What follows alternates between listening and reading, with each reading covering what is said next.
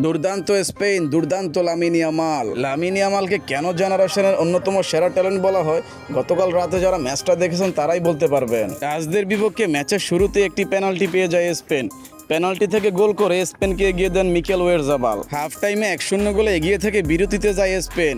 তবে হাফ টাইমের পরেই 54 মিনিটে একটি পেনাল্টি পেয়ে যায় নেদারল্যান্ডস। সেই পেনাল্টি থেকে গোল করে ডাচদের সমতায় ফেরান মেমফিস ডিপাই। তবে ম্যাচে 67 মিনিটে মিকেল ওয়েরজাবাল আরও একটি গোল করে স্পেনকে এগিয়ে দেন 2-1 গোলে। তবে 79 মিনিটে ইয়ান মার্টসেনের দুর্দান্ত গোলে সমতায় ফেরেন নেদারল্যান্ডস। তবে নির্ধারিত সময়ের আগে আর কোনো গোল না হলে ম্যাচটি যায় এক্সট্রা টাইমে। এক্সট্রা টাইমের প্রথম হাফের 2 মিনিট আগে লামিন ইয়ামাল দুর্দান্ত এক গোল করে স্পেনকে এগিয়ে দেন 3-2 গোলে। তবে 109 মিনিটে আরও একটি পেনাল্টি পেয়ে যায় নেদারল্যান্ডস। পেনাল্টি থেকে গোল করে ডাচদেরকে সমতায় ফেরান জাভি সিমন্স। শেষ কয়েক মিনিটে আর কোনো গোল না হলে ম্যাচটি চলে যায় পেনাল্টি শুটআউটে। পেনাল্টি শুটআউটে একটি পেনাল্টি মিস করেন লামিন ইয়ামাল। তবে এতে কোনো সমস্যা হয়নি স্পেনের। স্পেন নেদারল্যান্ডসকে 5-4 গোলে হারিয়ে চলে যায় সেমিফাইনালে। তো ভিউয়ার্স, আজকের ম্যাচে স্পেন কেমন খেলেছে আর লামিন ইয়ামালের খেলা আপনাদের কাছে কেমন লেগেছে? লামিন ইয়ামাল একটি পেনাল্টি মিস করলেও পুরো ম্যাচে এক কথায় দুর্দান্ত খেলেন। তবে এই ম্যাচে একজনের কথা না বললেই নয়, সে হচ্ছে Spain centre back Dean Huijsen. Lamine ইয়ামালকে দুর্দান্ত বলটি দেন এই ডিন হিউজসন, সেখান থেকে গোল করে স্পেনকে এগিয়ে দেন লামিন ইয়ামাল। তো ভিউয়ার্স, আজকের ম্যাচের সবথেকে সেরা প্লেয়ার আপনার মতে কে তা কমেন্ট করে অবশ্যই আমাকে জানিয়ে যাবেন। আর ভিডিওটা ভালো লেগে থাকলে